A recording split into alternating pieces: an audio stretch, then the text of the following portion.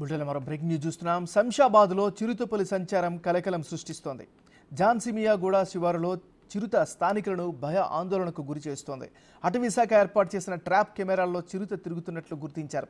CCTV ఫుటేజ్లో కనిపించిన జంతువును చిరుతపులిగా అధికారులు నిర్ధారించారు. చిరుతను బంధించేందుకు పరిసరాల్లో 3 బోన్లు 10 ట్రాప్ కెమెరాలను ఏర్పాటు చేశారు.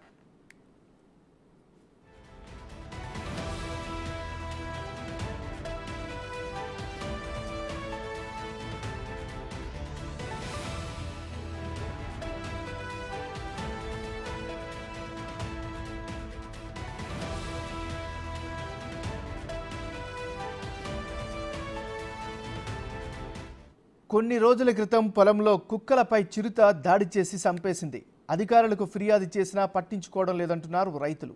చిరుతను బంధించాలని కోరుతున్నారు. సీసీ కెమెరాల్లో కనిపించిన జంతువు జాడల్ని కనిపెట్టాలని కోరుతున్నారు. నెల రోజుల క్రితం శంషాబాద్ ఎయిర్పోర్టు సమీపంలో చిరుతతో పాటు 2 పిల్లలు ఎయిర్పోర్టు ప్రహరీ దూకేందుకు ప్రయత్నించాయి. అయితే ఫెన్సింగ్ వైర్లకు చిరుత తగలడంతో ఎయిర్పోర్ట్ కంట్రోల్ రూమ్ అలారం మోగడంతో అధికారులు అప్రమత్తమయ్యారు. వెంటనే చిరుతను దాని పిల్లల్ని బంధించారు. ఆ సంఘటన మరవక ముందే మళ్లీ చిరుత ఆనవాళ్లు గుర్తించడంతో స్థానికుల్లో భయ ఆందోళన చెందుతున్నారు.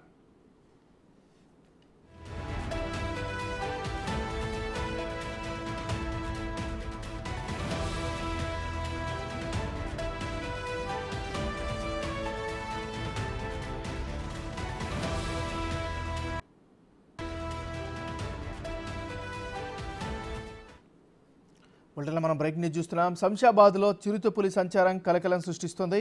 ఇదే అంశానికి సంబంధించి మరింత తాజా సమాచారాన్ని మా రిపోర్టర్ రానా అందిస్తారు. రానా, చెప్పండి.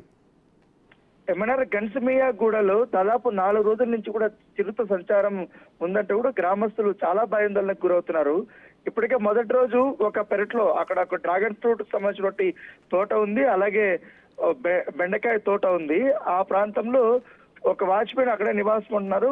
అక్కడ 2 కుక్కలు అక్కడ కాపలాగుంటాయి. ఆ కుక్కల్ని కూడా వాటిపైన దాడి చేసింది, చాలా తీవ్రంగా దాడి చేసి ఒక కుక్కని తీసుకెళ్లి చంపేసింది. మరో కుక్క మరుసటి రోజు తప్పించుకొని వచ్చిన పరిస్థితి కనబడుతుంది. అది కూడా చాలా తీవ్ర గాయాలతో వచ్చింది.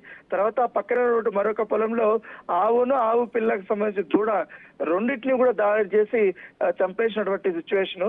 సో అప్పటి నుంచి కూడా ఆ గ్రామ పరిధిలో దాదాపు 4-5 కుక్కల్ని ఈ విధంగా చేసింది. అలాగే అక్కడ ఉన్నటువంటి గొర్రె పిల్లల పైన వీటిపైన కూడా దాడులు చేస్తుంది. సో అప్పటి నుంచి కూడా వీరు భయాందోళనకు గురవుతున్నారు. దాంతో పాటు వారు ఉదయం పూట కానీ సాయంత్రం పూట కానీ ఇంట్లో నుంచి బయటకు రావాలంటే కూడా చాలా జంకుతున్నటువంటి సిచ్యువేషన్.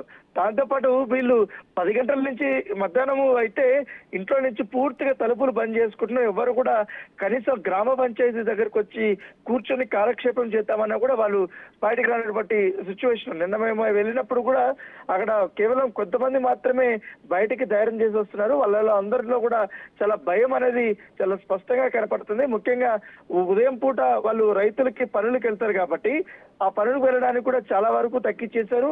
రాత్రి వేళల్లో ఎక్కువగా పంట పొలాలకి ఈ మోటార్స్ వేయాల్సి వస్తుంది వాటర్ కోసం. ఆ మోటార్స్ వేయడానికి కూడా వారు వెళ్ళటం లేదు, చాలా ఇబ్బంది పడుతున్నారు. ఒకవేళ అంతగా వెళ్ళాలనుకుంటే దాదాపు 5 మంది 6 మంది దాకా ఒక గుంపులాగా వెళ్ళి మేము కట్టెలు చేతులు పట్టుకుని మేము లోపలికి వెళ్తున్నామంటూ కూడా గ్రామస్తులు వారు చెప్తున్నారు. సో ఇప్పటి వరకైతే అటవీ శాఖ అధికారులకి ఇన్ఫర్మేషన్ ఇచ్చారు కాబట్టి నిన్న 6 బోన్లు తీసుకొచ్చారు. 6 బోన్లు 8 కెమెరాస్ అక్కడ ట్రాప్ కెమెరాలను కూడా వారు ఏర్పాటు చేశారు. సో అయినప్పటికీ కూడా ఇప్పటి వరకు అది కనపడలేదు. కేవలం మొదటిగా ఏదైతే ఒక ఇంటి దగ్గర అది ఒక స్పాట్ అయింది. ఆ స్పాట్ అయిన తర్వాత మరొక ప్లేస్ దగ్గర కూడా స్పాట్ అయింది. కాకపోతే మొదటిగా అది మరొక జంతువు అయి ఉంటుంది అనేసి కూడా వాళ్ళు అనుకున్నారు. ఎందుకంటే అటవీ శాఖ అధికారులు కూడా దాని ఫింగర్ ప్రింట్స్ అప్పుడు చూడలేదు. ఎందుకంటే అప్పుడు భారీ ఎత్తున వర్షం కూడా పడింది కాబట్టి దానివల్ల ఏ జంతువు అనేది కూడా వాళ్ళు కనుక్కోలేకపోతున్నారు. అది కూడా సీసీ కెమెరాలో చాలా స్పష్టంగా అయితే కనపడలేదు. అయితే నిన్న మధ్యాహ్నం ఒక ఇంటి దగ్గర అలా వెళ్తుంటే అది చాలా ఫాస్ట్ గా వెళ్తున్నప్పుడు వాళ్ళు అదొక రికార్డ్ చేశారు. దాంట్లో అది చిన్న చిరుతలాగా కూడా కనపడింది కాబట్టి ముందస్తు చర్యల దృష్ట్యా దాన్ని వెంటనే పట్టుకోవాలనే ఉద్దేశంతో ఈ బోర్డ్స్ ట్రాప్ కెమెరాస్ అవన్నీ కూడా ఏర్పాటు చేశారు. గ్రామస్తులు కూడా ఎవరు కూడా పెద్దగా భయపడాల్సిన అవసరం లేదు. ఖచ్చితంగా దాన్ని మేము పట్టుకుంటామనేసి కూడా వాళ్ళు అధికారులు చెప్తున్న పరిస్థితి కనపడుతుంది. Right, thank you Rana.